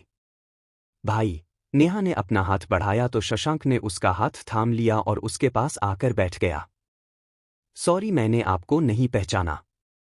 इतने धोखे खाए हैं, इतने चेहरे देखे हैं कि अब किसी पर विश्वास ही नहीं होता नंदू के अलावा। पर नंदू कह रही है इसलिए मैं मान जाती हूं कि आप मेरे भाई हो, नेहा बोली। तू घर चल, मैं तुझे सारे सबूत दे दूंगी, तुझे विश्वास दिला दूंगा कि मैं तेरा भाई हूं, इसके अलावा फिर भी तुझे विश्वास नहीं है तो कोई भी मेडिकल टेस्ट कराने के लिए तैयार हूं। मैं डीएनए टेस्ट कराने के लिए तैयार हूं। बस मुझ पर शक मत करना, मैं तेरा भाई हूं और जब तू मुझे ऐसे शक की नज़र से देख रही है ना तो मुझे बहुत ही तकलीफ होती है, शशांक ने कहा। सॉरी भैया, अब नहीं करूंगी कभी शक, नेहा ने कहा तो शशांक ने प्यार से उसके बालों पर हाथ फिराया और नंदिता की तरफ देखा तो नीता ने पलकें झपकाईं। मेरी डॉक्टर से बात हो गई है, अब कोई रिस्क नहीं है तो 1 घंटे में डिस्चार्ज हो जाएगा। मैं तुम्हें लेकर घर चलूंगा, शशांक बोला। नंदू तू भी चलेगी ना मुझे घर तक छोड़ने के लिए? नेहा एकदम से बोली। हाँ बिल्कुल चलूंगी। मैं तुझे घर पर छोड़ने के बाद ही जाऊंगी। तू पहली बार अपने घर जा रही है और मैं नहीं चाहती कि तेरे मन में कोई भी टेंशन रहे, नंदिता बोली। ठीक है, आप दोनों बैठो, मैं जब तक सारी फॉर्मेलिटी करके आता हूं, शशांक बोला और रिसेप्शन की तरफ चला गया। नंदिता नेहा के पास बैठकर बातचीत करने लगी। हालांकि उसका दिमाग डॉक्टर और अपनी रिपोर्ट में उलझा हुआ था, पर इस समय वहां किसी से नहीं कह सकती थी। इस समय नेहा की हालत उसके लिए ज्यादा जरूरी थी और वह नेहा को समझाने में लगी हुई थी ताकि नेहा दोबारा से ऐसा कभी कुछ ना करे। मिस्टर रायचंद अपने ऑफिस पहुंचे तो थोड़ी ही देर बाद विक्रांत ठाकुर उनसे मिलने आए। आइए ठाकुर साहब, बड़े दिनों बाद आए आप, रायचंद जी ने उनका स्वागत करते हुए कहा। आने का कई बार सोच रहा था पर आ नहीं पा रहा था। विक्रांत बोले। चलो अच्छा है, जब आए तभी ठीक है। रूबी का काम कैसा चल रहा है, सीख रही है कुछ की नहीं? विक्रांत ने पूछा। बहुत ही टैलेंटेड लड़की है, और हो भी क्यों न, आखिर ठाकुर विक्रांत सिंह की बेटी जो है। रायचंद बोले। नहीं नहीं, ऐसा कुछ भी नहीं है। दरअसल उनकी परवरिश तो हमारे पास हुई ही नहीं है। आप तो सब जानते हैं। अरुणा हमें छोड़कर चली गई थी तो रूबी का लालन पालन सब उनके मामा के घर ही हुआ है। उन पर हमसे ज्यादा असर उनके दोनों मामा जी और उनके परिवार का है। विक्रांत बोले। ठीक है, उनकी परवरिश अच्छे परिवार में हुई है, पर खून तो उनमें आपका है तो असर तो होना ही था। रायचंद बोले। चलिए बढ़िया है, यहां से सीख जाएगी तो फिर उन्हें अपनी कंपनी में ज्वाइन करने के लिए कहेंगे। विक्रांत बोले। अरे भाई, क्यों, इतनी अच्छी एम्प्लॉय को मैं नहीं देने वाला आपको। रूबी से मैं बात कर लूंगा, वह अब आगे हमारी कंपनी ज्वाइन करेंगी। रायचंद बोले तो विक्रांत मुस्कुरा उठे।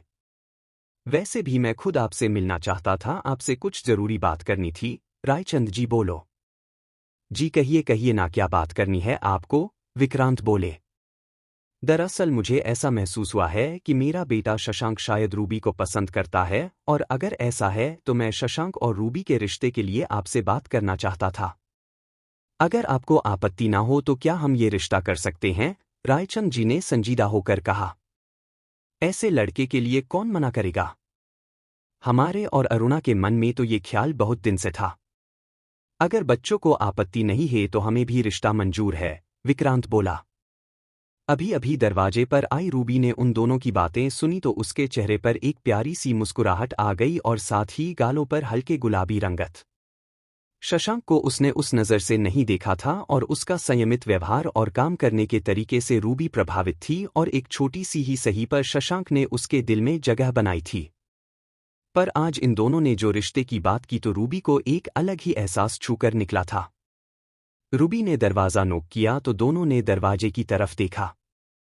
आपने बुलाया था मुझे सर? रूबी बोली। हाँ बेटा आओ, तुम्हारे पापा आए हैं तो मैंने सोचा तुमको भी बुला लेता हूँ। ऑफिस में भी एक बार मुलाकात कर ही लो। रायचंद जी बोले तो रूबी मुस्कुराती हुई अंदर आ गई। आप आने वाले हो पापा, आपने मुझे बताया ही नहीं। रूबी ने शिकायती लहजे में कहा। तो मैं अपनी बेटी से मिलने नहीं आया बल्कि अपने दोस्त से मिलने आया। मैं तो रायचंद जी से मिलने आया हूं। विक्रांत बोले तो रायचंद और रूबी दोनों मुस्कारा उठे। आज शशांक ऑफिस नहीं आया क्या? विक्रांत ने पूछा। नहीं, एक्चुअली मुझे आपसे यही बात और करनी थी। दरअसल बात यह है कि शशांक मेरा खुद का बेटा नहीं है, गोद लिया हुआ है। बचपन में मेरी वाइफ ने उसे अपनी सहेली से गोद ले लिया था, पर उसकी एक बहन थी, जुड़वा बहन, और समय के साथ सब दूर दूर हो गए। और जब से शशांक को सच्चाई पता चली है तब से वह अपनी बहन को ढूंढने में लगा हुआ था, और मैं भी उसका साथ दे रहा था क्योंकि उसके अलावा मेरा है ही कौन। तो मैं भी चाहता था कि उसकी बहन मिल जाए तो मेरे घर में भी एक बेटी आ जाएगी। और कल शशांक को उसकी बहन मिल गई। रायचंद जी बोले। अरे यह तो बड़ी खुशी की बात है, बेटे के साथ आपके घर में बेटी की भी रौनक आ गई। और सच कह रहा हूं मैं, बेटियां घर की रौनक होती है। जब से रूबी हमारे घर आई है हमारे घर में भी रौनक आ गई है। विक्रांत बोले। इस बात से आपको कोई आपत्ति तो नहीं कि शशांक मेरा खुद का बेटा नहीं है? रायचंद जी थोड़े परेशान होकर बोले। नहीं, मुझे कोई आपत्ति नहीं है, और मैं इतने पुराने ख्यालातों का नहीं हूं, और आपने शशांक को पाला पोसा है, उसमें आपके संस्कार है, आपके परिवार के गुण है, तो फिर मुझे क्या प्रॉब्लम होगी? विक्रांत बोले। शशांक सर की बहन मिल गई? रूबी ने खुश होकर पूछा।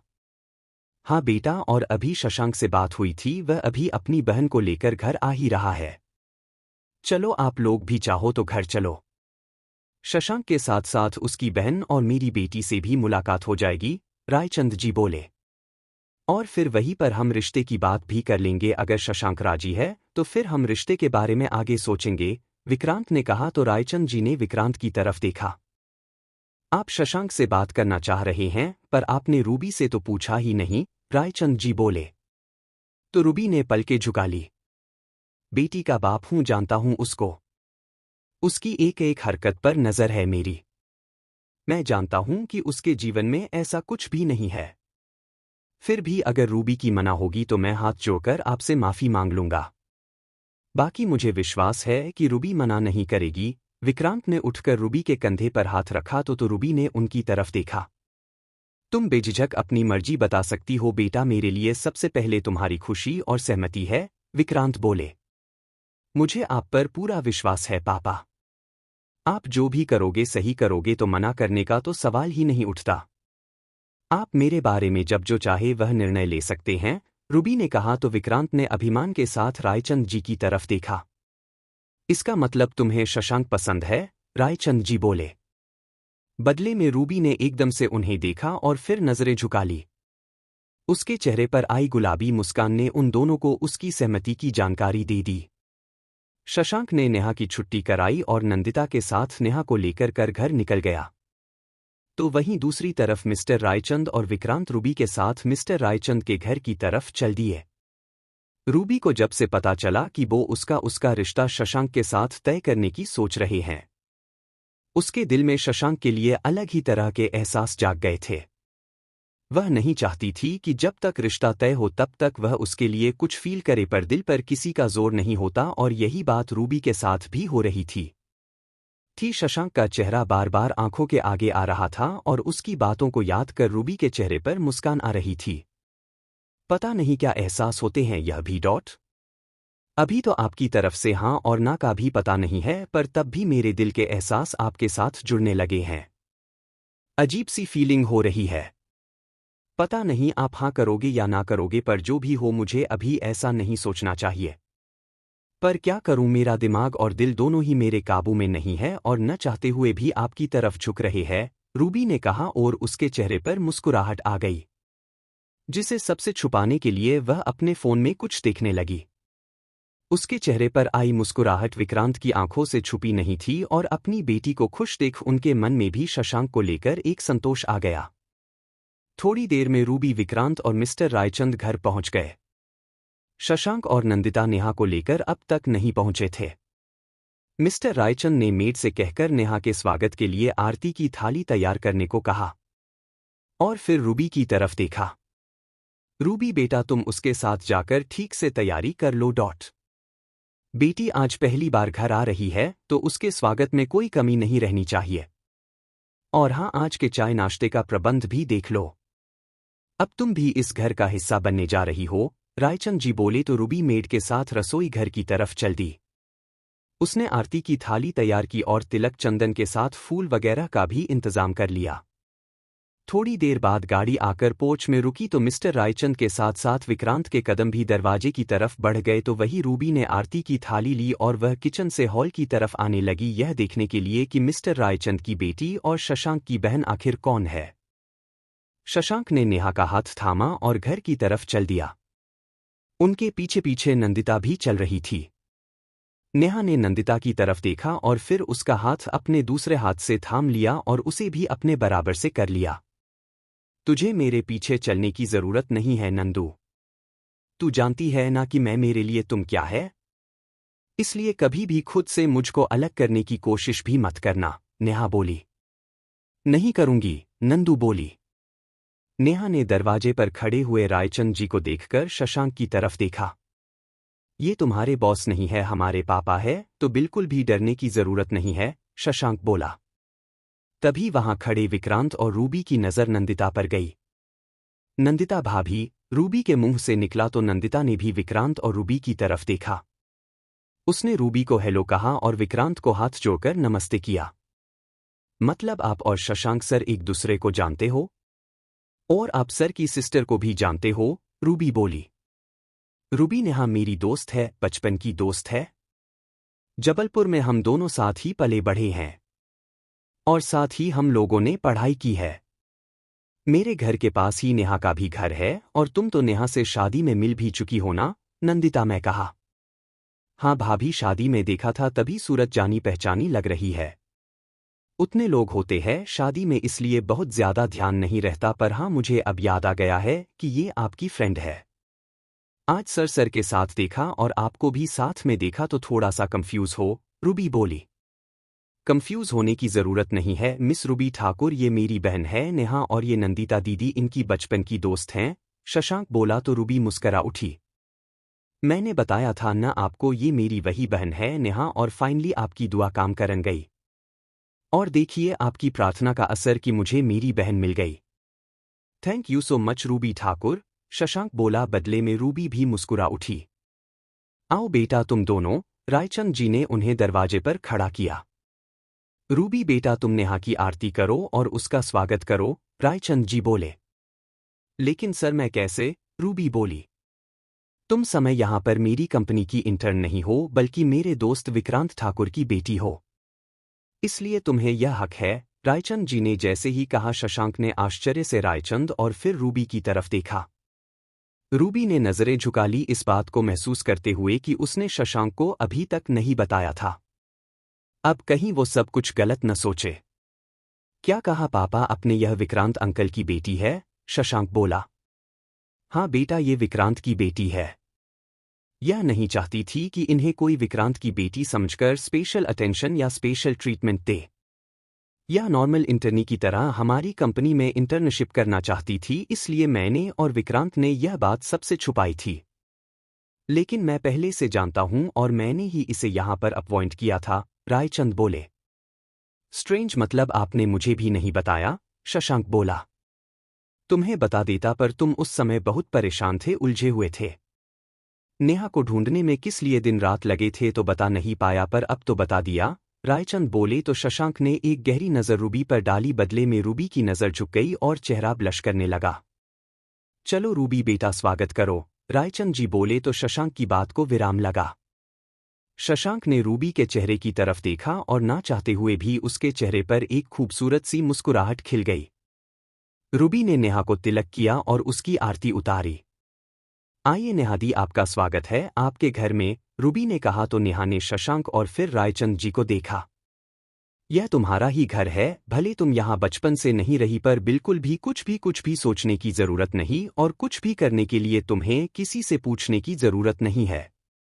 इस घर पर जितना शशांक का हक है उतना ही तुम्हारा है और आज से शशांक की बहन के साथ साथ तुम मेरी बेटी भी हो, रायचंद जी ने नेहा के सिर पर प्यार से हाथ रखकर कहा तो नेहा के चेहरे पर मुस्कुराहट आ गई। थैंक यू सर, नेहा बोली। तुम अगर पापा कहोगी तो ज्यादा खुशी होगी मुझे। वैसे भी मुझे एक बेटी की बहुत ही ज्यादा जरूरत है, रायचंद जी ने भावुक होकर कहा तो नेहा ने मिस्टर रायचंद के कंधे से अपना सिर टिका लिया। रायचंद जी ने भरी आंखों के साथ शशांक की तरफ देखा। जी पापा, और अब आज से नेहा यही रहेगी हमारे साथ, अपने परिवार के साथ, अपने भाई के साथ और अपने पापा के साथ, शशांक ने कहा। इसके बाद सब हॉल में बैठकर बातचीत करने लगे। अच्छा नेहा, अब मैं घर निकल जाऊं, नंदिता ने कहा। रुक ना थोड़ी देर, नेहा ने उसे वापस से बैठा लिया। शशांक बेटा, मैंने और विक्रांत जी ने तुम्हारे और रूबी के बारे में कुछ तय किया है, रायचंद जी बोले तो शशांक ने उनकी तरफ देखा। अब घर में बेटी के रूप में एक खुशी आई गई है तो मैं चाहता हूं कि दूसरी को भी जल्दी से जल्दी आमंत्रित कर दिया जाए, मिस्टर रायचंद बोले। मैं समझा नहीं कुछ पापा, शशांक ने कहा। बेटा मैं चाहता हूं कि तुम्हारी और रूबी की शादी तय कर दी जाए। अब इस घर को नेहा की जैसी बेटी मिल गई, अब बस एक बहू की कमी है और रूबी में वह सारे गुण हैं जो कि मैं अपनी बहू और तुम्हारी पत्नी के लिए सोचता हूं। बाकी अगर तुम्हारे दिल में कुछ हो या तुम किसी और को चाहते हो तो बेझिझक कह सकते हो, रायचंद जी ने कहा। शशांक ने नजर उठाकर किचन में देखा जहां रूबी ध्यान से सबके लिए नाश्ते का इंतजाम करवा रही थी। उसके चेहरे पर एक हल्की सी मुस्कुराहट आई। मेरी जिंदगी में कोई नहीं पापा, और मुझे आपके फैसले से कोई एतराज नहीं है।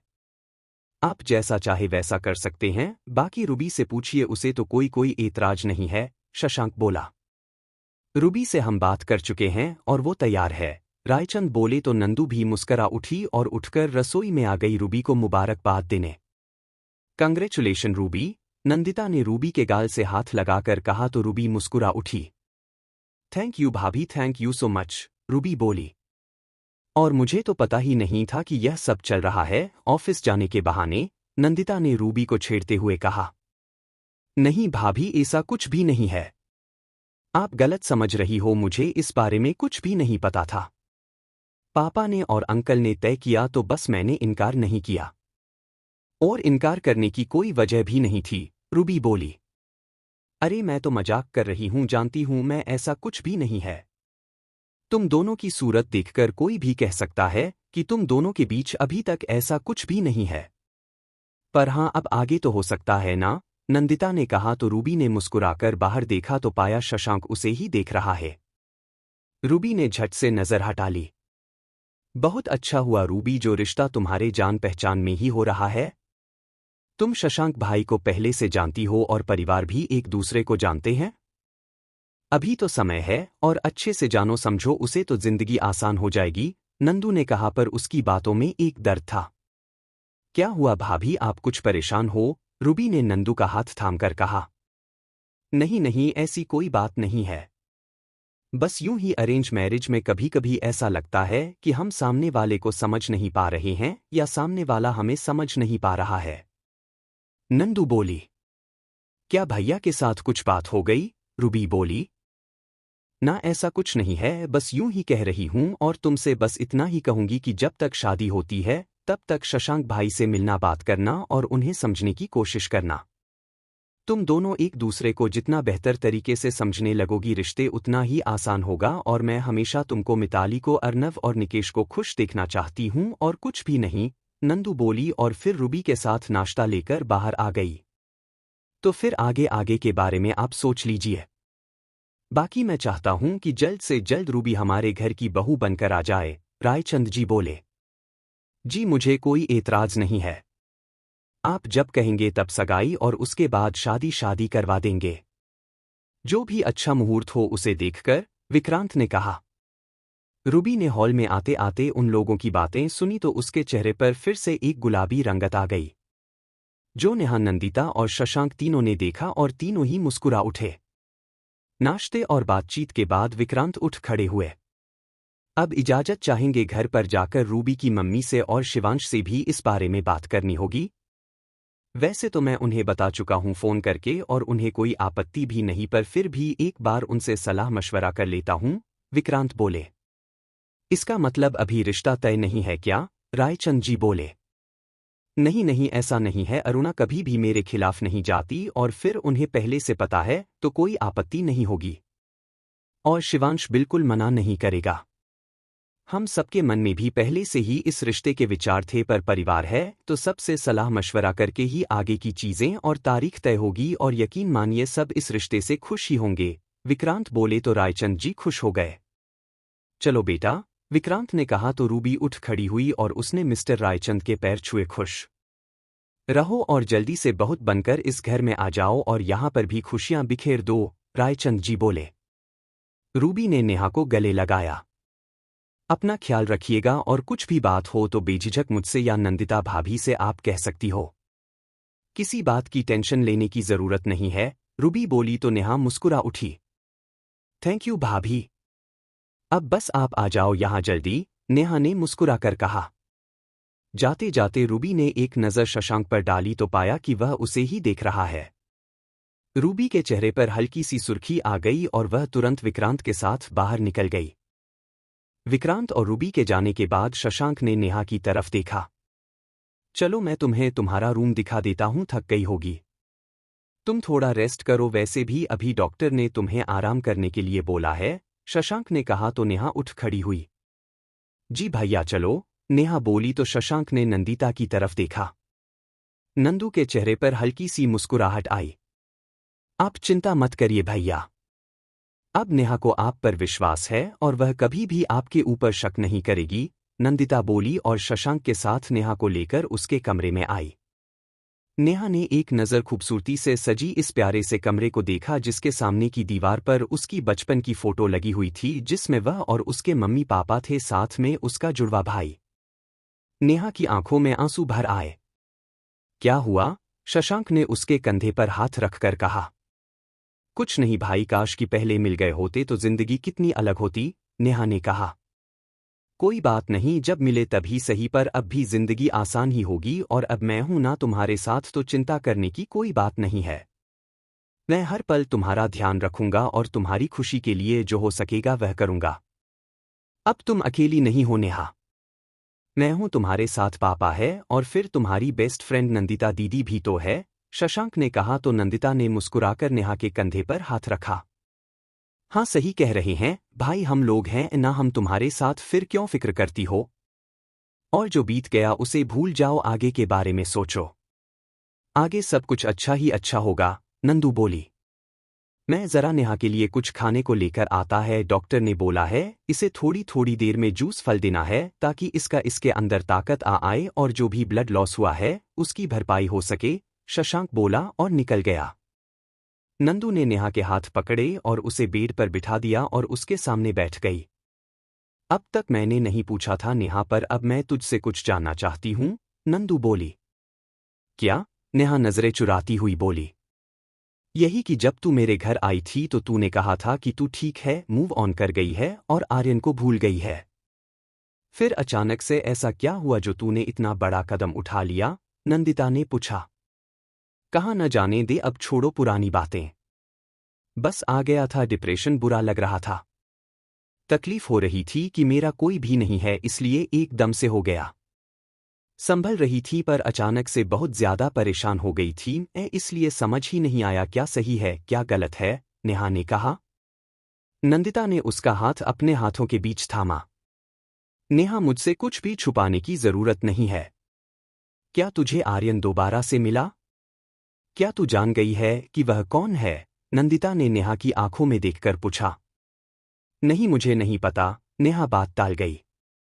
उस दिन तू मेरे घर आई थी तब दीवार पर लगी तस्वीरों को भी देख रही थी। मैं जानना चाहती हूं कि आर्यन का मेरे घर से कोई रिश्ता है क्या? क्या वो राठौर परिवार से कहीं से जुड़ा हुआ है? नंदू बोली तो एक पल को नेहा भी डर गई ये सोचकर कि नंदू को सच पता चल गया, पर उसने खुद को संभाल लिया। ऐसा कुछ भी नहीं है नंदू, तू बेवजह ज्यादा सोच रही है। मैं उसे भूलकर आगे बढ़ चुकी हूं और मेरी जिंदगी में वह कोई भी महत्व नहीं रखता, फिर वह कौन है क्या है इससे क्या फर्क पड़ता है। तू भी प्लीज इन सब बातों को छोड़ और अपनी लाइफ पर ध्यान दे, अपने और आनंद जीजू के रिश्ते पर ध्यान दे। मैं नहीं चाहती कि मेरे कारण तेरी लाइफ डिस्टर्ब हो, नेहा ने कहा। तेरे कारण क्यों डिस्टर्ब होगी मेरी लाइफ? नंदू बोली। कर तो दिया है डिस्टर्ब। तू दिन रात मेरे बारे में सोचती है, दौड़ दौड़ कर मेरे पास आती है। अभी हॉस्पिटल में ही रही होगी ना मेरे साथ। मुझ पर से ध्यान हटा नंदू। मेरे साथ भाई हैं, पापा है, सब मेरा ख्याल रख लेंगे। तू प्लीज अपने और जीजू के रिश्ते पर ध्यान दे, अपने घर पर ध्यान दे। बेवजह ही मेरे कारण तू भी डिस्टर्ब चल रही है पिछले कई दिनों से, नेहा ने कहा। वो लोग जिस तरीके से मेरे अपने हैं वैसे ही तू भी मेरी अपनी है, इसलिए मन में कुछ भी ऐसा मत सोचना और आनंद को कोई भी तकलीफ नहीं है मेरे यहाँ आने से। वह खुद ही व्यस्त रहते हैं, उनके पास इतना टाइम ही नहीं है कि वह मेरे पास बैठकर बातें करते रहे। ठीक है, उसमें अगर मैं तेरे पास आती हूं तो उन्हें कभी कोई प्रॉब्लम नहीं होगी, नंदू बोली। तो ठीक है, कौन मना कर रहा है, आराम से आ। प्लीज आगे से कभी भी मुझसे आर्यन के बारे में कोई भी सवाल मत करना। मैं जवाब नहीं दे पाऊंगी, नेहा ने कहा। दरवाजे पर जूस लेकर खड़ा शशांक उन दोनों की बातें बहुत देर सुन रहा था। उसके माथे पर कुछ पलकों को टेंशन आई और फिर वह अंदर आ गया। लो नेहा, तुम्हारा जूस, शशांक ने जूस का गिलास नेहा को दिया। थैंक यू भैया, नेहा बोली। भाइयों को थैंक यू बोलने की जरूरत नहीं होती है। जो चाहिए अधिकार से लो, तुम्हारे लिए तो मैं अपनी जान भी दे सकता हूं नेहा, तुम बस एक बार कहकर तो देखो, शशांक ने सच उसके सिर पर हाथ रखा। मुझे जान नहीं चाहिए आपकी। इतनी मुश्किल से तो आप मिले हो, आपके साथ रहना है मुझे और वह सारे पल महसूस करने हैं जिन्हें मैंने मिस किया। अपने परिवार का साथ, अपनों का साथ, नेहा बोली। अच्छा नेहा, अब जाती हूं, काफी टाइम हो गया है, नंदू बोली। रुक न और, नेहा बोली। तू दवाई खाकर आराम कर। बाकी तुझसे मिलने आती रहूंगी मैं, नंदिता ने कहा। ठीक है, नेहा बोली तो नंदिता बाहर निकल गई। गाड़ी में बैठकर उसने पर्स में हाथ डाला और रिपोर्ट्स बाहर निकालकर एक बार फिर से देखने लगी। आंखों में हल्की नरमी आ गई जिसे उसने तुरंत आंसू छुपा लिए और वापस रिपोर्ट्स बैग में डाल दी। कहाँ चलना है मैडम? ड्राइवर ने पूछा। भैया घर ही चलो, नंदू बोली तो ड्राइवर ने गाड़ी घर की तरफ मोड़ दी। शशांक नेहा के पास बैठ गया। नेहा ने उसकी तरफ देखा तो शशांक ने उसकी आंखों में झांका। मैं तुम्हें पहले से नहीं जानता था, ना ही हम मिले थे, इसलिए मैं समझ सकता हूं कि तुम मुझसे इतनी नहीं खुली हुई हो कि हर बात मुझसे शेयर कर सको। फिर भी इन 2-3 दिनों में मैं जान चुका हूं कि कोई बहुत बड़ी बात हुई है जिस कारण से तुमने सुसाइड करने की कोशिश की। शशांक बोला पर नेहा ने कोई जवाब नहीं दिया, बस गर्दन झुका ली। मैं तुमसे सवाल नहीं कर रहा हूं, ना ही तुम पर नाराज हो रहा हूं। बस तुमसे वादा चाहता हूं कि आगे कभी भी ऐसा कुछ मत करना। तुम समझ रही हो ना तुम कितनी खास हो मेरे लिए? शशांक ने कहा। सॉरी भैया जो हुआ उसके लिए, पर उस समय मुझे नहीं पता था कि मेरा कोई अपना है जो मेरे लिए आंसू भी बहा सकता है। तब तो मुझे ऐसा लग रहा था कि मेरा कोई भी नहीं है। हर रिश्ते से मुझे धोखा मिला है, हर किसी ने मुझे छोड़ दिया सिवाय नंदू और उसके परिवार ने। और नंदू भी काफी परेशान रहती है, हमेशा मेरे बारे में सोचती है। पर अब कभी ऐसा नहीं होगा, नेहा बोली। मुझे तुम पर पूरा विश्वास है और मैं जानता हूं अब मेरी बहन दोबारा ऐसी नासमझी की हरकत कभी नहीं करेगी, पर क्या तुम्हें मुझ पर विश्वास है? शशांक ने कहा। नेहा ने उसकी तरफ देखा। मुझे आप पर विश्वास है और इसी का सबूत है कि मैं आपके घर में हूं। अगर विश्वास नहीं होता तो मैं यहां नहीं होती, नेहा ने कहा। मैं उसकी बात नहीं कर रहा कि तुम यहां हो। मैं बात कर रहा हूं कि अगर तुझे विश्वास है तो बता मुझे क्या हुआ है? शशांक ने कहा तो नेहा ने उसकी आंखों में देखा और तुरंत नजरें झुका ली। तुम मुझे बता सकती हो नेहा? तुम्हारा भाई हूं। हम दोनों एक ही उम्र के हैं और वैसे भी भाई बहन तो दोस्त होते हैं ना, और फिर हम दोनों का तो रिश्ता भी अलग है। हम तो ट्विंस है। तुम बिना हेजिटेशन के अपने दिल की बात मुझे कह सकती हो। मैं जानना चाहता हूं कि आखिर क्या हुआ है? शशांक ने नेहा पूछा। छोड़िए न भैया, वो सब पुरानी बातें हैं, उनको याद करके क्या करना? नेहा बोली। जिस बात का असर मेरी बहन की जिंदगी में अब तक है वो बात पुरानी कैसे हो सकती है? शशांक बोला तो नेहा खिड़की के पास खड़ी हो गई। आपको वो आंटी चुरा के ले गई, ये बात आप जानते ही हो। पापा मम्मी ने आपको ढूंढने की बहुत कोशिश की पर आप नहीं मिले। समय धीरे धीरे बढ़ने लगा पर फिर एक एक्सीडेंट में मम्मी पापा की डेथ हो गई। तो मामाजी मुझे अपने साथ ले गए जबलपुर, नेहा बोली। शशांक सुन रहा था उसकी बात। मामी को मेरा आना पसंद नहीं आया पर फिर भी वो मुझे बर्दाश्त करती रही क्योंकि मेरा खर्चा उन्हें नहीं उठाना था, क्योंकि पापा ने अच्छी खासी प्रॉपर्टी और बैंक बैलेंस छोड़ा था मेरे लिए। उस समय जब मामी की नफरत मिलती थी तब नंदू और उसके भैया भाभी का प्यार मुझे मजबूती से खड़ा रखता था। भाई साहब के कहने पर ही मैं जल्दी से जल्दी जॉब करना चाहती थी ताकि उनके एहसान से उबर सकूं और अपने पैरों पर खड़ी हो सकूं, और मैंने जॉब के लिए अप्लाई करना शुरू कर दिया।